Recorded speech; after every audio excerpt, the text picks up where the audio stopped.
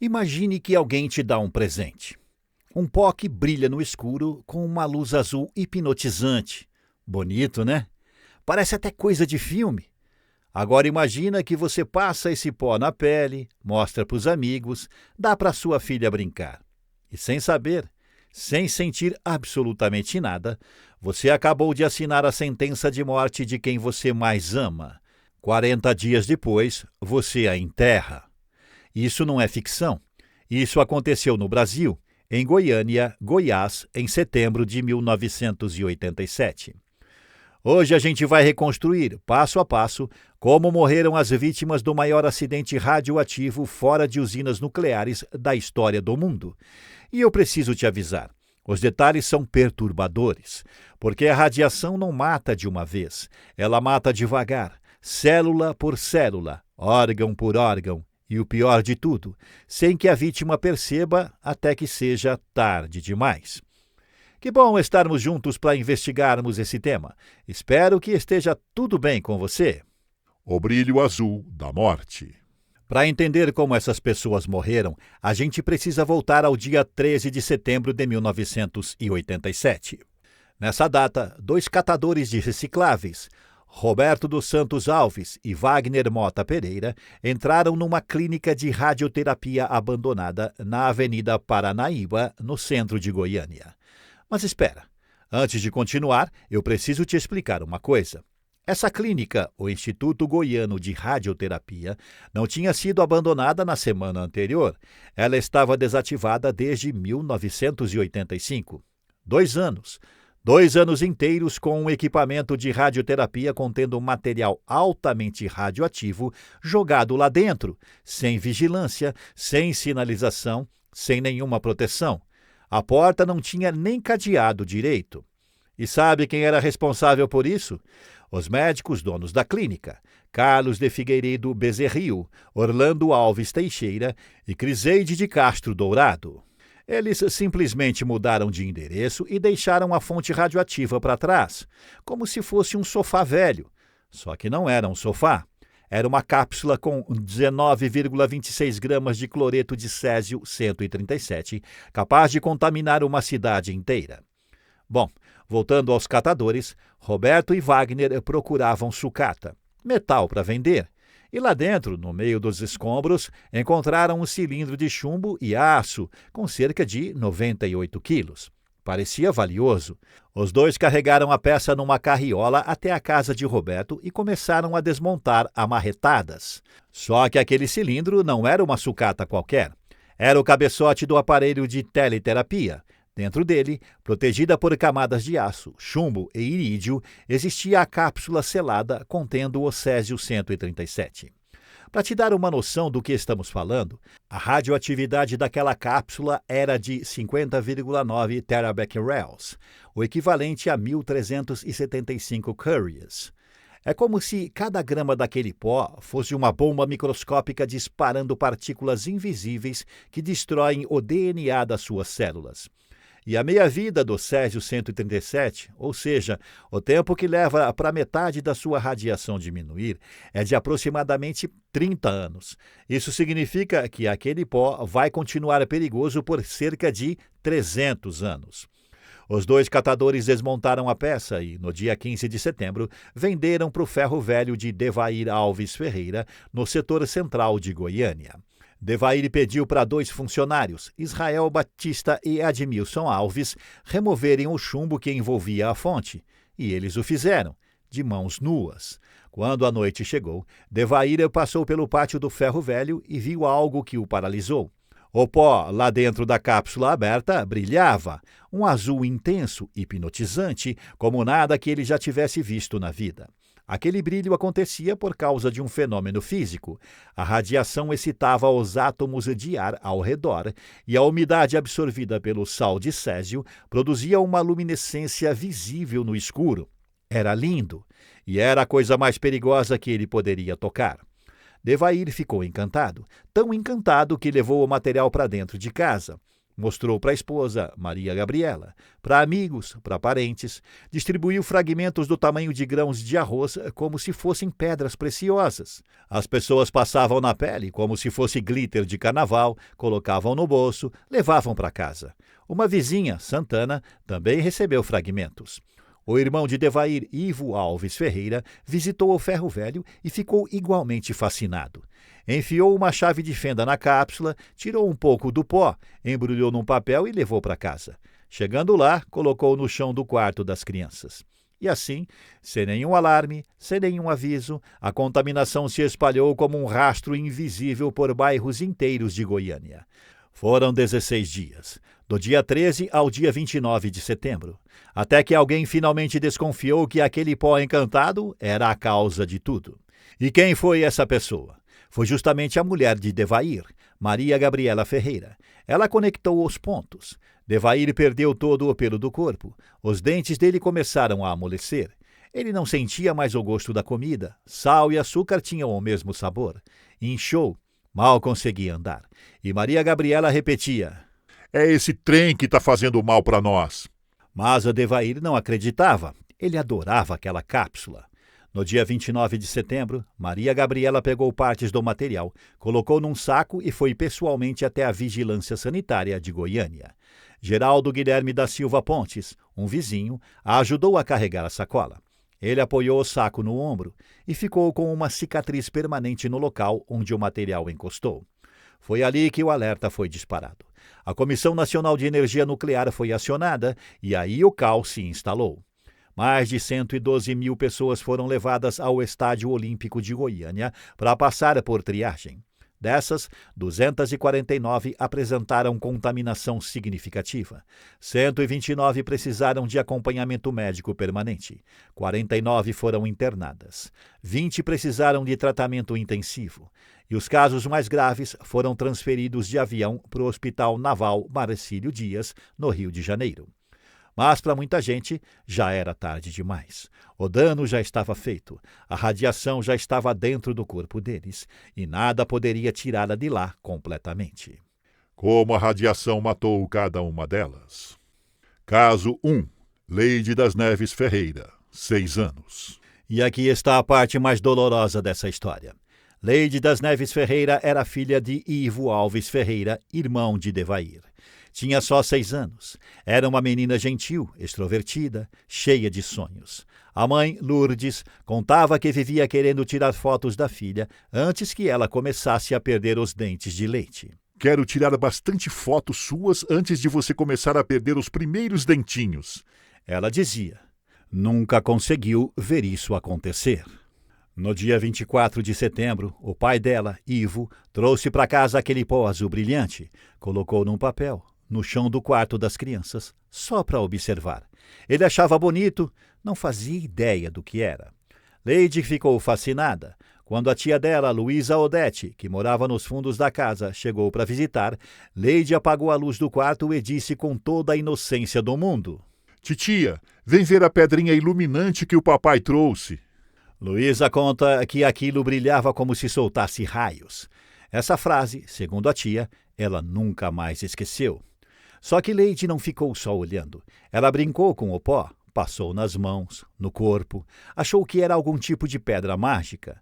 E então foi jantar. Sentou na mesa, pegou um ovo cozido e comeu com as mãos sujas de Césio 137. O pó radioativo, misturado com a umidade da mão dela, escorria pelo alimento enquanto ela comia. Esse detalhe, registrado nos laudos periciais, mostra o nível de contaminação a que o corpo daquela criança foi submetido. Ela ingeriu o césio diretamente. Horas depois, os primeiros sintomas apareceram. Náuseas violentas, vômitos, diarreia, tonturas. Para uma criança de 6 anos, o corpo simplesmente não conseguiu lutar contra aquilo. E aqui eu preciso te explicar o que acontece quando a radiação entra no corpo humano, porque é isso que matou Leide e todas as outras vítimas. Quando você ingere ou tem contato prolongado com Césio 137, a radiação ionizante começa a destruir suas células por dentro. E o césio tem uma característica especialmente traiçoeira. Ele se comporta no corpo como o potássio, um mineral que as células absorvem naturalmente. Então, quando você ingere césio, o corpo não rejeita, ele absorve, leva para dentro das células. É como se a morte entrasse pela porta da frente, convidada. A radiação então ataca as células que se dividem mais rápido, as da medula óssea, as do sistema digestivo e as da pele. A medula óssea é responsável por produzir as células do sangue, glóbulos brancos, que te protegem contra infecções, e plaquetas, que fazem o sangue coagular. Quando a medula é destruída, o corpo fica sem defesa e sem capacidade de estancar sangramentos. Imagine que cada célula do seu corpo é uma fábrica. Ela tem um manual de instruções, o DNA, que diz exatamente o que fazer, como se dividir, como funcionar. Quando a radiação ionizante atinge uma célula, é como se alguém rasgasse páginas aleatórias desse manual. Se poucas páginas são danificadas, a fábrica consegue improvisar. Mas se muitas são destruídas, a fábrica começa a produzir coisas erradas, ou simplesmente para. É uma morte em cascata, um dominó biológico. Leide foi internada no Hospital Naval Marcílio Dias, no Rio de Janeiro, referência em tratamento de acidentes nucleares. Os médicos tentaram usar azul da Prússia, um pigmento químico descoberto no início do século XVIII, que funciona como uma esponja. Se liga às partículas de césio dentro do intestino e ajuda a eliminá-las antes que o corpo absorva. Mas quando o dano já está feito, quando a medula óssea já foi destruída, não existe antídoto que reverta isso. O corpo de Leide já estava profundamente comprometido. A contaminação era tão severa que ela própria era considerada uma fonte humana de radiação. Os profissionais que a atendiam precisavam usar equipamentos de proteção especiais só para entrar no quarto. No dia 23 de outubro de 1987, exatamente um mês depois do contato com o césio, Leide morreu. A causa, hemorragia de múltiplos órgãos. O corpo dela simplesmente não conseguia mais conter o sangue. Cada vaso, cada tecido, estava comprometido pela radiação. Ela sangrava por dentro e por fora, e não havia mais nada que os médicos pudessem fazer. E aqui vem a parte que talvez você não esteja preparado para ouvir. O corpo de Leide ainda emitia radiação depois de morta. Ela não podia ser enterrada como qualquer pessoa. O caixão dela era feito de chumbo, pesava 700 quilos. Precisou ser içado por um guindaste até a sepultura no cemitério Parque de Goiânia. E mesmo assim, mais de 2.000 pessoas foram até o cemitério para impedir o enterro. Jogaram pedras, tijolos, bloquearam a entrada com os próprios corpos. O pânico era tão grande que ninguém queria aquele corpo perto das suas famílias, dos seus entes queridos. O medo era de que a radiação contaminasse o solo, a água, todo o cemitério. A mãe, Lourdes, chegou ao velório sozinha. O marido, Ivo, ainda estava internado no Rio de Janeiro. E ela, devastada pela dor, não conseguiu nem se aproximar do caixão da filha no começo. Só depois que a primeira-dama do Estado, Sônia Santilho, foi pessoalmente apelar à multidão enfurecida, é que Lourdes conseguiu se despedir. Depois do enterro, os túmulos foram concretados para evitar qualquer risco de contaminação futura. Leide tinha 6 anos. A mãe dela conta que, até hoje, quase 40 anos depois, ainda acorda com vontade de abraçar a filha. A casa nova nunca estava completa, Diz Lourdes. Sempre faltava alguma coisa. Faltava ela. Caso 2. Maria Gabriela Ferreira, 37 anos. Antes de seguirmos, queremos garantir que você está acompanhando e curtindo o conteúdo até aqui. Comente a frase "Quero mais histórias". É rapidinho e assim você ajuda no alcance do nosso vídeo, que ainda poderá ser fixado nos comentários, demonstrando sua presença. Agora sim, vamos continuar a história. Maria Gabriela era esposa de Devair, o dono do ferro velho. Ironicamente, foi ela quem salvou centenas de vidas, talvez milhares. Porque foi Maria Gabriela quem percebeu a conexão entre o pó brilhante e as doenças, e quem teve a coragem de pegar aquele material e levar até a vigilância sanitária. Só que quando ela fez isso, no dia 29 de setembro, já era tarde demais para o próprio corpo dela. Maria Gabriela estava exposta ao césio desde o dia 15 de setembro, quando o pó entrou na casa deles. Foram 14 dias de convivência direta com o material radioativo. Sem saber, ela dormia, comia, vivia ao lado de uma fonte de radiação letal. O pó estava na mesa onde ela preparava as refeições, estava no quarto onde dormia, estava em tudo. Os sintomas dela seguiram o mesmo padrão terrível. Primeiro as náuseas constantes, os vômitos, depois queimaduras inexplicáveis na pele, perda de cabelo em tufos, queda dramática dos níveis de células sanguíneas. A medula óssea dela parou de funcionar. Sem glóbulos brancos, o corpo ficou completamente vulnerável a qualquer bactéria, qualquer vírus. Sem plaquetas, qualquer sangramento, por menor que fosse, se tornava potencialmente fatal. A síndrome aguda da radiação tem uma característica cruel. Depois dos sintomas iniciais, existe um período chamado fase latente, em que o paciente parece melhorar. Os vômitos diminuem, a pessoa se sente um pouco melhor. Isso dura alguns dias, às vezes até 2 semanas, e a pessoa pensa que está se recuperando. Mas, na verdade, é nesse período que a medula óssea está sendo silenciosamente destruída. E quando a fase final chega, ela chega com tudo. Infecções descontroladas, hemorragias internas, falência de órgãos. Maria Gabriela morreu no mesmo dia que Lady, 23 de outubro de 1987, também no Hospital Marcílio Dias, no Rio de Janeiro. Tia e sobrinha foram embora no mesmo dia. Tinham 37 e 6 anos, respectivamente. Ela foi enterrada no mesmo cemitério, no mesmo tipo de caixão de chumbo de 700 quilos, enfrentando a mesma multidão furiosa que tentava impedir o sepultamento. A mulher que salvou Goiânia não teve sequer um enterro em paz. Caso 3. Israel Batista dos Santos, 22 anos. Israel era funcionário do Ferro Velho de Devair. Tinha 22 anos. Ele foi um dos que Devair pediu para desmontar a cápsula e remover o chumbo que protegia a fonte radioativa. Sem nenhuma proteção, sem luvas, sem máscara, sem nada, Israel trabalhou diretamente com o material por horas. As mãos dele tiveram contato prolongado com o Césio-137. Ele segurou, raspou, manipulou aquele material com a mesma naturalidade de quem mexe com qualquer peça de metal. Quando os sintomas apareceram, as náuseas, os vômitos, as queimaduras nas mãos e nos braços, Israel não sabia o que estava acontecendo. Ninguém sabia. As pessoas iam ao médico e voltavam para casa com diagnóstico de alergia, de intoxicação alimentar, de qualquer coisa, menos a verdade. Só quando o alerta foi dado, no dia 29 de setembro, é que Israel foi encaminhado para o tratamento. Transferido para o Hospital Marcílio Dias, os médicos constataram que o nível de contaminação era altíssimo. A radiação já tinha destruído boa parte da medula óssea dele. Não havia mais como reverter.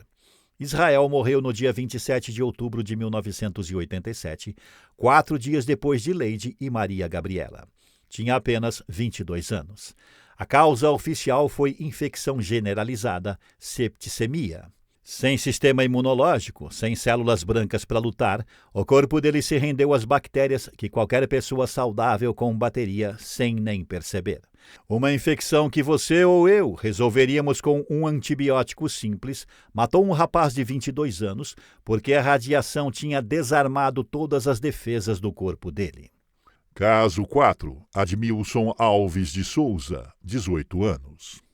Admilson era o mais jovem entre os funcionários de Devair. Tinha acabado de fazer 18 anos. Também participou da desmontagem da cápsula, trabalhando lado a lado com Israel. Assim como Israel, Admilson manipulou o Césio de mãos nuas, sem qualquer noção do perigo. E assim como Israel, o corpo dele começou a dar sinais poucos dias depois. Queimaduras inexplicáveis nas mãos, enjoos constantes, fraqueza extrema, uma fadiga que não passava por mais que ele descansasse. Ele foi transferido para o Rio de Janeiro junto com as outras vítimas mais graves. Os médicos tentaram de tudo. Administraram azul da Prússia para tentar capturar o césio que ainda estava no organismo. Fizeram transfusões de sangue para compensar o que a medula já não produzia. Usaram antibióticos pesados para combater as infecções que o corpo, sem defesas, não conseguia mais enfrentar sozinho. Mas a dose de radiação que Admilson recebeu era simplesmente alta demais. Os médicos sabiam, naquele ponto, que estavam lutando contra o tempo e perdendo. Admilson morreu no dia 28 de outubro de 1987, um dia depois de Israel, também por infecção generalizada. 2 rapazes, porque com 18 e 22 anos eram praticamente meninos, que morreram porque desmontaram uma peça de metal sem saber que ela carregava a morte invisível dentro de si. E aqui vai um detalhe que dói. Num dos relatos de outros internados, há a menção de que, mesmo no hospital, mesmo morrendo, algumas vítimas não tinham plena consciência da gravidade. Um dos pacientes, segundo relatos da época, ficava fazendo contas de quanto dinheiro receberia de indenização, enquanto os outros rezavam. A radiação matava o corpo, mas a mente de alguns ainda se agarrava à vida como podia. Os que morreram depois. Essas foram as 4 mortes oficiais. 4 pessoas que morreram em outubro de 1987, todas por complicações da síndrome aguda da radiação. Mas a história não parou aí. E aqui começa talvez a parte mais angustiante de todas. Porque a radiação não mata só na hora. Ela planta sementes de destruição que levam anos, às vezes décadas, para germinar. E essas sementes germinaram em muita gente. Devair Alves Ferreira, o homem que comprou a cápsula, que abriu o material, que distribuiu o pó para os amigos e familiares, achando que era uma pedra preciosa, sobreviveu ao acidente, mas não sobreviveu à culpa. Depois da tragédia, Devair se afundou no álcool, tornou-se alcoólatra severo, e ao mesmo tempo, silenciosamente, o câncer começou a se desenvolver no corpo dele, alimentado pela radiação que ele carregava dentro de si. Devair morreu em 1994, 7 anos depois do acidente. A causa oficial foi cirrose hepática, consequência direta do alcoolismo. Mas, quando morreu, ele já tinha câncer. Tinha 43 anos. A culpa o destruiu por dentro tanto quanto a radiação. Ivo Alves Ferreira, o pai da pequena Leide, aquele que levou o pó brilhante para casa e colocou no chão do quarto dos filhos. Ele carregou a culpa pela morte da filha pelo resto da vida. Caiu numa depressão profunda e devastadora. Começou a fumar compulsivamente. 6 maços de cigarro por dia. 6. Segundo Lourdes, a esposa dele, Ivo nunca se perdoou. E ela nunca o culpou. Nem culpei os 2 rapazes que pegaram a peça. Ela conta. Eles não sabiam o que era. Também foram vítimas. Ivo morreu em 2003, 16 anos depois do acidente. A causa, enfisema pulmonar. O cigarro destruiu os pulmões que a radiação já tinha enfraquecido. Ele tinha 52 anos. E eles não foram os únicos. A Associação das Vítimas do Césio 137 afirma que, até 2012, quando o acidente completou 25 anos, cerca de 104 pessoas morreram em decorrência de doenças relacionadas à contaminação. Câncer, problemas pulmonares, falência de órgãos. A radiação plantou uma bomba relógio dentro de cada um deles. E essa bomba foi detonando, uma por uma, ao longo de décadas. Cerca de 30% dos policiais militares que participaram da operação de descontaminação foram aposentados por problemas de saúde. O bombeiro Sebastião Antônio do Nascimento, que atuou no resgate, também faleceu. Maria das Graças Vieira, servidora da Vigilância Sanitária, que trabalhou no local onde o material foi levado, morreu anos depois com complicações ligadas à exposição. E os que sobreviveram? Carregam marcas até hoje. Oderson Alves Ferreira, outro irmão de Devair, foi contaminado porque levou 5 porcos da casa de Ivo para sua residência em Aparecida de Goiânia. Os porcos estavam contaminados. As galinhas que estavam ali perto também. Os ovos que as galinhas botaram, contaminados. A contaminação se espalhou pela cadeia alimentar inteira. Mas o pior, sem saber que estava contaminado, Oderson trabalhou por 8 dias como motorista de ônibus, transportando cerca de 1.000 pessoas por dia pela cidade. 8 dias, 8.000 pessoas potencialmente expostas. Quando foi internado, os médicos tiveram que reconstruir a palma da mão dele. Ele perdeu parte do dedo indicador, perdeu todas as unhas, perdeu todo o pelo do corpo, todo o couro das mãos, todo o couro da boca. Hoje, quase 40 anos depois, Oderson se tornou ativista pelos direitos das vítimas e segue lutando porque muitas delas ainda não recebem os medicamentos e o acompanhamento que deveriam receber por lei. Mais de 1.000 pessoas ainda recebem acompanhamento médico no Centro de Assistência ao Rádio Acidentado. 1.000 pessoas, quase 4 décadas depois. E as pensões que o governo prometeu? Estão sem reajuste há anos. O legado radioativo. E aqui surge uma pergunta que precisa ser feita. Quem foi responsável por tudo isso? Porque aquele aparelho de radioterapia não apareceu do nada. Ele pertencia ao Instituto Goiano de Radioterapia. Foi abandonado quando a clínica mudou de endereço em 1985. Os donos da clínica simplesmente deixaram uma fonte radioativa num prédio em ruínas e foram embora. 5 pessoas foram denunciadas pelo Ministério Público Federal. Os 3 médicos proprietários da clínica, o físico responsável pelo equipamento e o dono do imóvel. A acusação? Homicídio culposo e lesão corporal culposa. Mas a gente sabe como funciona o sistema, né? O processo se arrastou por anos e, no fim, as penas foram brandas. A tragédia gerou cerca de 6.000 toneladas de lixo radioativo. 6.000 toneladas. Roupas, móveis, animais mortos, solo contaminado, carros.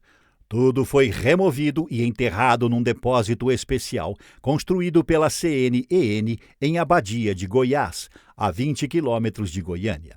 Esse material está guardado em contêineres de concreto de altíssima resistência, projetados para durar pelo menos 300 anos. O tempo necessário para que a radioatividade do césio caia a níveis seguros. 300 anos. Para contextualizar, 300 anos atrás, em 1726, o Brasil ainda era colônia de Portugal. Quando esse lixo radioativo finalmente deixar de ser perigoso, o mundo será tão diferente do nosso que a gente nem consegue imaginar. A casa de Devair e Maria Gabriela, demolida, transformada em lixo radioativo. A casa de Ivo e Lourdes, demolida. Tudo que aquelas famílias tinham construído ao longo da vida virou rejeito nuclear.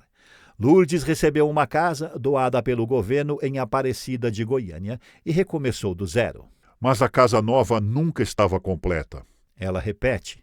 Faltava ela. E talvez a consequência mais invisível de todas tenha sido o preconceito. Depois do acidente, as pessoas de Goiânia passaram a ser tratadas com medo e desconfiança. Em outros estados, goianos eram rejeitados em hotéis. Produtos vindos de Goiás eram devolvidos. A pergunta que as vítimas mais ouviam era absurda e cruel. Vocês brilham.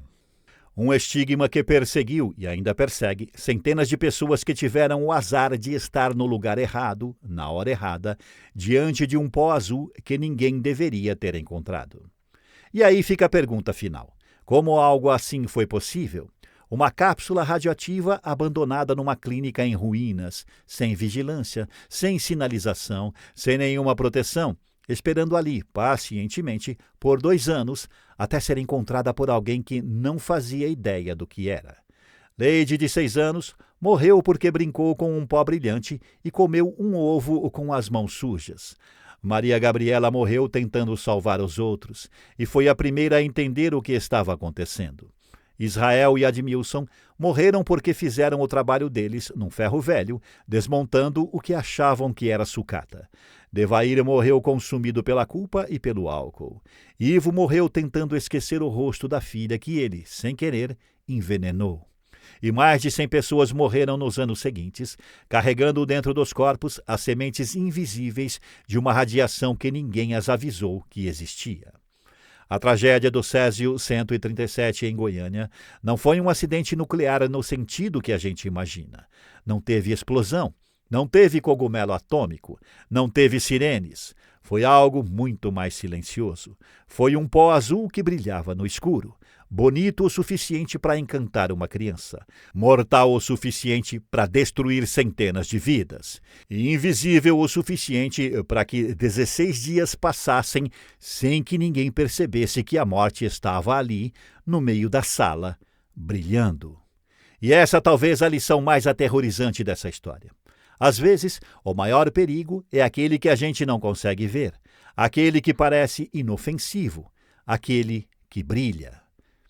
E você, o que acha desse tema? Deixe nos comentários. Se você curtiu o vídeo, dê seu like e não deixe de se inscrever no canal. Muito obrigado pela sua companhia sempre especial. A gente se vê num próximo vídeo. Eu vou ficando por aqui. Até o próximo!